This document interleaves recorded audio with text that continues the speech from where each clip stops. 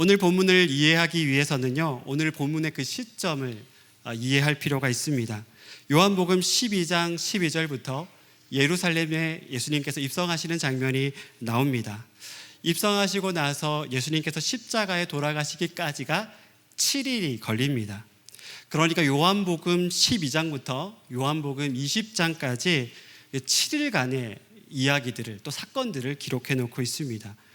그런 것으로 봤을 때 예수님의 사역의 핵심은 십자가의 사역에 있다는 것을 이 성경 기록의 분량만 보더라도 알 수가 있죠. 그런데 많은 성경학자들이, 또 주석학자들이 요한복음 13장 14장의 말씀은 예수님께서 잡히시기 하루 전날 밤이었다라고 말합니다. 즉 오늘 여러분들과 함께 읽을 말씀은요, 예수님께서 붙잡히시기 바로 전날 밤에 주님께서 하셨던 그 메시지라고 할 수 있습니다. 그런데 예수님께서 자신이 이제 떠날지도 모른다고 제자들에게 말을 합니다. 사실 예수님이 직접적으로 떠난다라는 말은 하루 전 혹은 이틀 전에 했지만 예수님께서는 계속 이렇게 시그널을 줬죠. 내가 떠날지도 몰라, 이런 시그널을 계속 줬습니다. 3년 동안 예수님과 함께 했던 제자들이 예수님의 그 말씀을 허투루 듣지 않았겠죠. 예수님께서는 반드시 하신 그 말씀을 성취하시는 분이라는 것을, 그 말을 지키시는 분이라는 것을 알았습니다. 그리고 예루살렘에 입성을 하고 나서 이 분위기가 심상치가 않습니다. 예루살렘에 입성하고 나서는요, 주님께서 종말에 대한 설교를 아주 길게 하시고요, 그리고 3일 만에 죽고 다시 부활할 것이라는 말씀도 하십니다. 다 이해는 안 되지만 분위기가 심상치 않다라는 것은 제자들도 느꼈습니다. 예루살렘에 입성하기 전과 예루살렘에 입성하고 후에 그 메시지나 주님의 어떤 이런 뉘앙스가 완전히 달라졌습니다. 안 그래도 이상한 기류가 분명히 있는데 예수님께서 자신들을 곧 떠날지도 모른다고 말씀하시니까 이 제자들이 마음이 급했습니다. 그래서 하룻밤 사이에 아주 긴박하게 질문들을 쏟아냅니다. 오늘 본문에 보면요, 4명의 제자가 등장을 하는데요, 4명의 제자가 질문을 합니다. 여러분들이 잘 아는 베드로, 도마, 빌립, 가룟 유다가 아닌 다른 유다가 질문을 하죠. 오늘 본문에 등장하는 유다는요, 예수님을 팔았던 유다가 아니라 다른 이름을 가진, 성을 가진 유다였습니다. 그러니까 예수님의 12제자 중에 유다라는 이름을 가진 자가 2명이었는데 오늘 유다는 예수님을 판 유다는 아니었습니다. 제자들의 질문은 요한복음 13장 13절부터 시작되는데 우리 세번역 말씀으로 이 말씀을 다 같이 한번 읽어보도록 합시다. 시작. 어린 자녀들아, 아직 잠시 동안은 내가 너희와 함께 있겠다. 그러나 너희가 나를 찾을 것이다. 내가 일찍이 유대 사람들에게 내가 가는 곳에 너희는 올 수 없다 하고 말한 것 같이 지금 나는 너희에게도 말하여 둔다. 예수님께서 어린 자녀들아 라고 제자들을 부르십니다. 예수님께서 제자들을 정말 사랑해서 어린 자녀들아 라고 부르신 것도 있고요, 그들이 어미를 찾는 아이의 모습과 비슷해서 어린 자녀들아 라고 부르신 것도 있습니다. 마치 어린아이처럼 감정의 기복이 흔들리는 그 제자들의 모습들을 보시면서 정말 사랑스러운 눈빛으로 어린 자녀들아 라고 그렇게 예수님께서 부르셨던 겁니다. 그리고 아주 충격적인 말을, 근심거리가 될 만한 말을 하시죠. 이제 내가 갈 곳은 너희들이 쫓아올 수가 없다. 이제는 헤어져야 될 시간이 왔다라고 말을 합니다. 그래서 제자들은 자신들이 길을 잃어버릴지도 모른다라는 그런 두려움 때문에 막 질문을 쏟아내기 시작합니다. 요한복음 13장 37절에서는요, 베드로는 주님 어디 가십니까? 라고 질문하시면서 주님께서 가시는 곳이라면 내 목숨까지도 바치겠다라고 말을 합니다. 당시 스승에게 가장 스승의 제자 중에 가장 명예로운 제자는요, 스승을 위해서 죽는 그런 제자였습니다. 베드로에게는 명예로운 제자가 되는 것이 그의 삶의 최고의 영광이었습니다. 그래서 기꺼이 자신은 예수님을 위해 죽을 수 있는 그릇이 되고 싶었고요, 스스로 그런 그릇이라고 생각했습니다. 하지만 예수님께서는 베드로에게 여러분도 잘 알다시피 닭 울기 전에 3번 부인할 것이라고 말합니다. 베드로는 예수님의 첫 번째가 되는 그것이 그의 삶의 명예였고 전부였는데요, 예수님은 그럴 수 없다라고 말을 하고 있는 겁니다. 여러분, 그럼 도마는 어떻습니까? 도마는 매우 논리적이고 이성적인 사람이었죠. 오늘 본문 5절에도 도마는 이렇게 말합니다. 도마가 이르되 주여 주께서 어디로 가시는지 우리가 알지 못하거늘 그 길을 어찌 알겠사옵나이까. 도마의 질문의 핵심은 예수님께서 목적지를 밝히지 않는데 그 길을 내가 어떻게 알겠냐는 겁니다. 도마는 자신이 이해해야 믿을 수 있는 사람이었습니다. 우리도 알다시피 도마는 예수님의 손바닥과 옆구리를 그 못자국 난 것을 보지 못한다면 예수님의 부활을 믿지 않겠다고 말한 사람입니다. 도마는 매우 합리적이고 또 이성적인 사람이었습니다. 그래서 예수님의 길은 합리적이어야 된다라고 믿었던 사람입니다. 도마야말로 아주 현대적인 인물이었죠. 그래서 도마는 예수님이 가시는 길을 자신에게 이해시켜 달라고 말합니다. 그리고 오늘 등장하는 세 번째 인물 빌립은요, 빌립이라는 사람은 눈에 보이는 것이 아주 중요한 사람이었습니다. 그래서 예수님께 아버지를 보여달라고, 예수님께서 그렇게 말씀하시는 아버지를 직접 보여달라고 요청합니다. 오병이어 사건 때 빌립은요, 눈을 딱 보고 이 많은 사람들에게 얼마만큼의 빵이 필요하고 그 빵이 필요하기 때문에 얼마만큼의 돈이 필요한지를 정확하게 파악했던 사람입니다.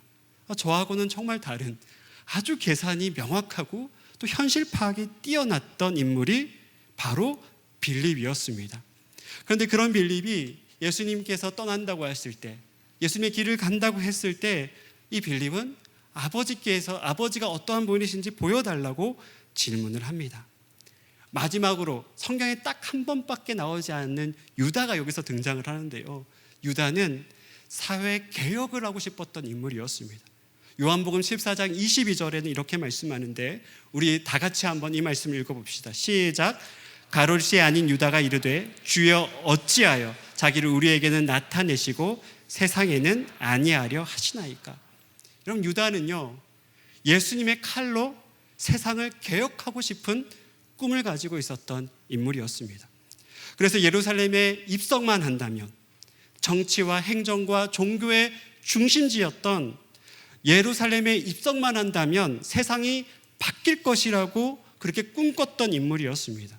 그런데 예수님께서 세상을 향해 외치는 것이 아니라 제자 한 사람을 붙잡고 이야기를 하자, 그런 예수님을 용납할 수가 없었습니다. 그래서 예수님께 왜 세상에 나가지 않냐고, 왜 세상에 나가서 예수님께서 말씀하셨던 그 정의를 행하지 않냐고 그렇게 따져 질문했던 인물이 바로 유다였습니다. 여러분, 제자들의 질문들을 보시면서 무엇을 느끼시나요? 저는 이 질문들을 좀 묵상하면서 자기 자신이 투영되어 있다는 것을 느꼈습니다. 이 제자들의 생각, 소망, 이 모든 것들이 예수님께서 가시고자 하는 길에 투영이 된 것이죠. 그런데 예수님께서 가시고자 하는 길이 자신과 다르다라는 것을 알자 질문들을 쏟아냈던 겁니다. 어쩌면 자신들이 바라고 소망하는 길이 예수님과 다를지도 모른다고, 예수님과 틀릴지도 모른다고 생각했던 겁니다. 그래서 예수님께서 잡히시기 전날 밤에 그렇게 질문들을 쏟아냈던 거죠. 그런 제자들을 향해 예수님께서는 요한복음 14장 6절, 우리가 너무나 사랑하고 알고 있는 이 말씀을 제자들에게 말씀합니다. 예수께서 이르시되 내가 곧 길이요 진리요 생명이니 나로 말미암지 않고서는 아버지께로 올 자가 없느니라. 근심하고 혼란스러워하는 제자들에게 예수님의 답변은 아주 심플했습니다. 예수님 자체가 길이라는 겁니다. 다른 길은 없다라고 말씀하시는 겁니다. 우리는 인생을 살다 보면 내가 들어선 길이 좀 잘못됐다고 느낌을 받을 때가 있죠. 혹은 내가 어디로 가야 될지 알지 못해서, 갈 바를 알지 못해서 내 삶의 길 자체가 잃어버렸다, 난 어디로 가야 되지? 라고 생각이 드는 순간들도 있습니다. 그런데 예수님께서는 그런 제자들에게 뭐라고 말씀하시고 있냐면 3년 동안 내가 너희들과 함께 했고, 그리고 너희들 한 번도 떠난 적이 없기 때문에, 예수님 자체가 길이기 때문에 너희들은 길을 벗어난 적도 잃어버린 적도 없다라고 말씀하고 있는 겁니다. 그런데 제자들은 자신들의 그 소원들을 투영해서 새로운 길을 개척해야 된다고, 새로운 길을 찾아내야 된다라고 생각했습니다. 어쩌면 우리도 제자들처럼 이 시대를 살아가면서 인생을 걷다 보면 혼란스럽고 또 어떻게 살아가야 될지 모르는 순간들이 있죠. 하지만 주님께서는 우리에게 예수님 자체가 길이라고 말씀하고 있는 겁니다. 많은 청년들이 알고 있듯이 저는 저희 와이프와 결혼을 했는데요. 딴 사람이랑 결혼할 수 없으니까요. 네, 근데 저희 와이프와 저는 이렇게 부부 목사입니다. 저도 목사이고 아내도 목사이죠. 동일한 업종에 일을 한 것이 얼마나 행복한 일인지 모릅니다. 믿으시길 바랍니다. 진심입니다. 저희 와이프는요, 결혼 초기부터 저와 함께 둘 다 사실은 너무 목회에 대한 부푼 꿈을 가지고 있었습니다. 목회에 대한 이야기로 사실은 밤낮 늦은 밤까지 이야기했던 날들이 참 많았습니다. 신혼 초에는요, 새벽 2시, 3시까지 수시간을 계속 이야기하며 목회에 대한 꿈을 꿨습니다. 참 이런 어려운 목회 현장 속에서 함께 목회를 할 수 있는 길이 무엇일까 고민하고 고민했습니다. 그래서 기존과는 다른 방법으로 목회를 해야 되지 않을까라고 생각을 했습니다. 그래서 기존과 다른 방법으로 다른 길로 열심히 사역을 하는 것이 우리 부부 목사가 걸어갈 수 있는 길이라고 생각했습니다. 그런데 저희가 생각한 대로 사실은 길이 잘 열리지가 않았습니다. 저희가 목회를 하면서 참 혼란스럽기도 많이 했고요. 그리고 낙담하는 순간들도 있었습니다. 그런데 최근에 와서 하나님께서 저희 부부 목사에게 가르쳐 주시는 것이 있습니다. 우리의 뜻대로 풀리지 않는다고 해서 저희가 예수님의 길을 걷지 않았던 것은 아니더라고요. 굴곡의 길을 걸을 때, 되게 무의미한 시간을 걸을 때 저는 그 길이 예수님의 길이 아니라고 생각을 했거든요.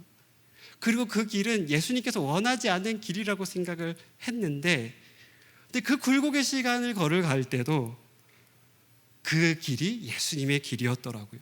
왜냐하면 우리가 한 번도 주님을 떠난 적이 없으니까 우리의 플랜이 무너진다 할지라도 우리는 예수님의 길을 걷고 있는 겁니다. 자신이 걷고 싶은 길, 자신이 소망한 길을 설정해 놓고 그것이 흔들리자 마음이 다급해지면 이건 주님 우리의 길이 아니라고 말을 하지만, 그런 우리에게 주님께서는 요한복음 14장 1절의 말씀을 합니다. 너희는 마음에 근심하지 말라. 하나님을 믿으니 또 나를 믿으라. 여기서 근심하지 말라는요, 어떤 걱정거리 정도가 아닙니다. 여기서 근심이라는 말을 쓰는 헬라어는 물체가 이동하는 거거든요. 물체가 막 떨리는 겁니다. 근데 그것을 멈춰라 이렇게 얘기하고 있는 겁니다. 이게 근심인 거죠. 그래서 이 단어는 소요, 소동 이런 말로 쓰이거든요. 그러니까 네 마음, 너희들 마음 속에 있는 그 엄청난 그 시끄러운 소동들이 이제는 멈춰라. 그리고 말씀하시는 것이 무엇이냐면 나를 믿으라라고 말씀하시는 겁니다. 왜 예수님께서는 제자들이 정말 흔들릴 수 있는 상황, 그 상황 속에서 나를 믿으라라고 말씀하신 걸까요? 아까 전에도 말했지만, 왜냐하면 제자들은 단 한 번도 길을 잃어버린 적이 없기 때문입니다. 그렇기 때문에 그 길 가운데서 예수님을 믿기만 하면 되는 것이죠. 제자들은 길 자체이신 예수님께로 이미 들어와 있습니다. 예수님께서는 그들을 꽉 붙잡고 있기 때문에 그들을 길을 벗어난 적이 없는 것이죠. 예수님께서 너희가 그 길을 벗어난 적이 없기 때문에 이제는 믿기만 하면 된다라고 말씀하고 있는 겁니다. 세상이 우리에게 무엇이라고 말을 해도, 또 세상이 심지어 예수님을 붙잡아 십자가에 못 박히는 순간에도 예수님 자체를 끝까지 믿는 것이 제자들이 걸어가야 될 길이라고 말씀하고 있는 것이죠. 여러분, 사실 우리도 길을 벗어난 적이 없습니다. 여기 앉아있는 예배를 드리는 분들이라면요, 예수님의 길을 붙들고 살아가는 사람이라고 저는 믿습니다. 그래서 우리는 다른 길로 가지 않고 쭉 그 길로만 걸어가시면 됩니다. 그런데 문제는 무엇입니까? 우리가 세상을 살다 보면요, 다른 길을 찾아야 할 것 같은 느낌을 받을 때가 있습니다. 세상이 만들어 놓은 수많은 우상들이 진짜인 것처럼 그렇게 포장해 놨잖아요. 그렇게 과장해 놨습니다. 그것들을 쫓아가야 갈 것 같은 그런 착각을 할 때가 있습니다. 하지만 그렇지 않습니다. 오직 우리의 길은 예수님밖에 없습니다.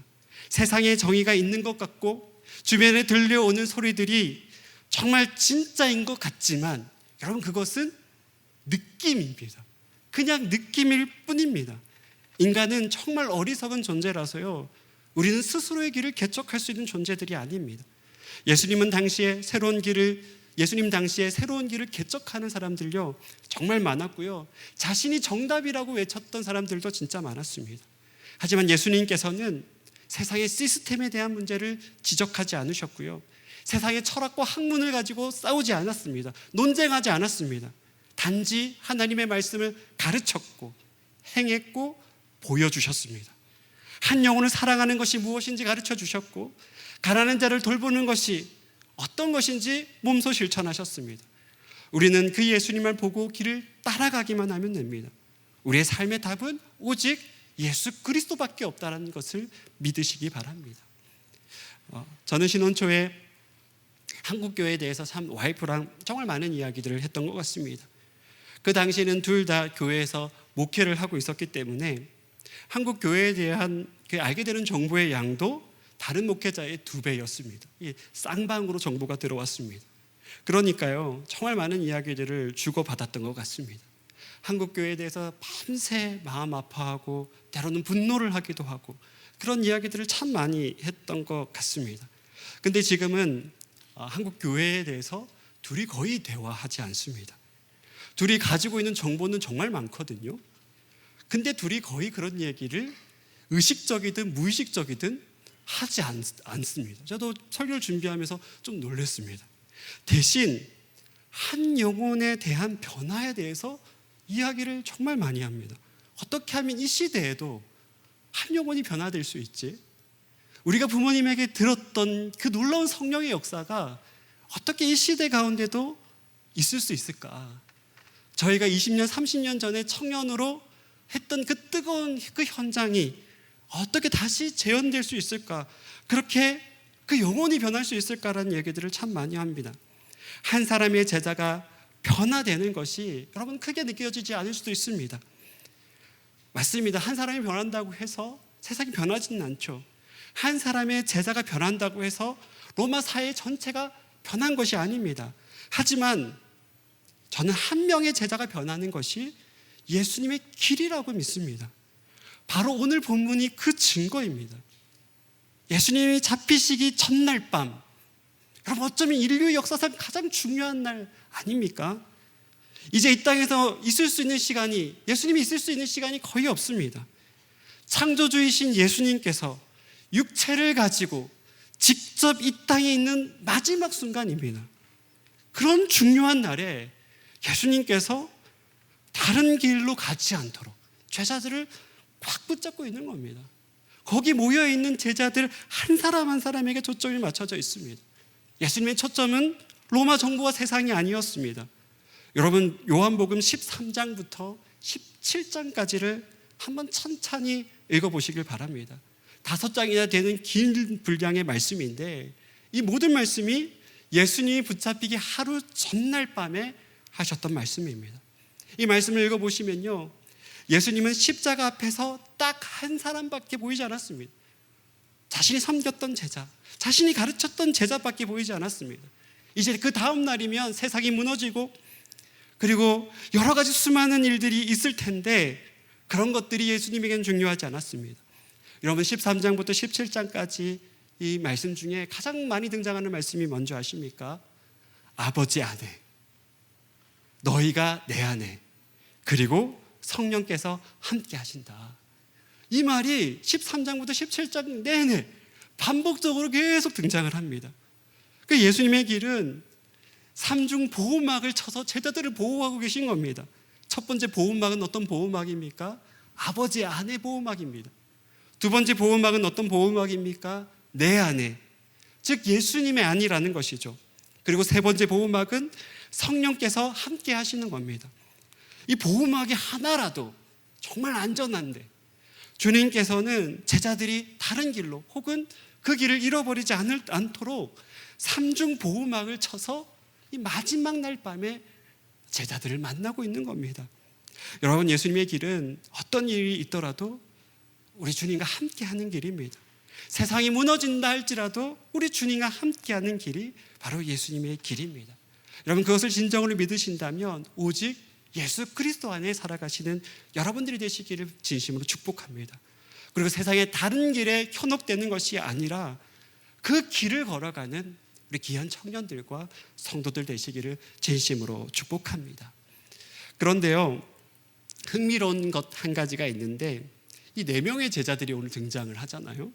근데 이 4명의 제자들의 그 이후의 인생에 대해서 많은 사람들이 궁금해했습니다. 그래서 사실은 저희들도 베드로에 대한 이야기는 잘 알지만 이 3명의 제자들에 대한 이야기는 아마 거의 들어보신 적이 없을 겁니다. 빌립, 가롯이 아닌 유다의 그 행적들은 사실은 거의 존재하지 않습니다. 그런데 도마의 행적은요, 잘 알 수 있습니다. 도마는 지금의 인도 첸나인이라는 지역까지 복음을 전했다고 많은 학자들이 얘기하고 있고요. 정말 사실인 것이 맞습니다. 그래서 지금도 그 지역에는요, 예수님을 믿는 사람들이 정말 많이 있습니다. 유대인들이 생각하는 땅끝은 스페인이었습니다. 페르시아를 넘어서 인도까지 복음을 전한다라는 것은 그 당시 사람들에게는 사실 상상할 수 없는 일이었죠.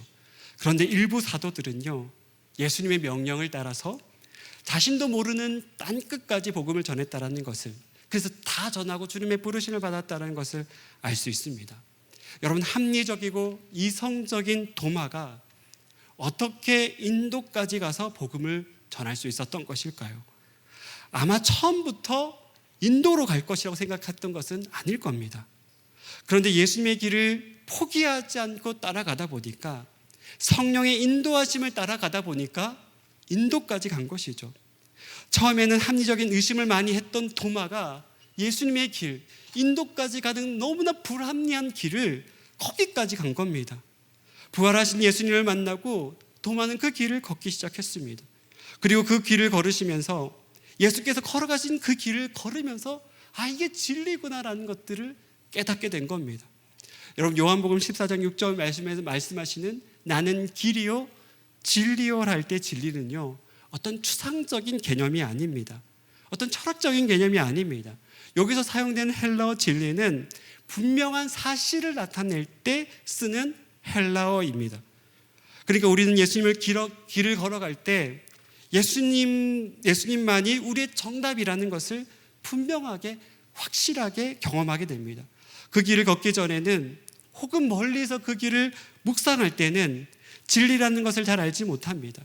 하지만 그 길을 작정하고 걷기 시작할 때 오직 예수님만이 가장 분명한 정답이구나라는 그 진리를 걸으면서 깨닫게 된다는 겁니다.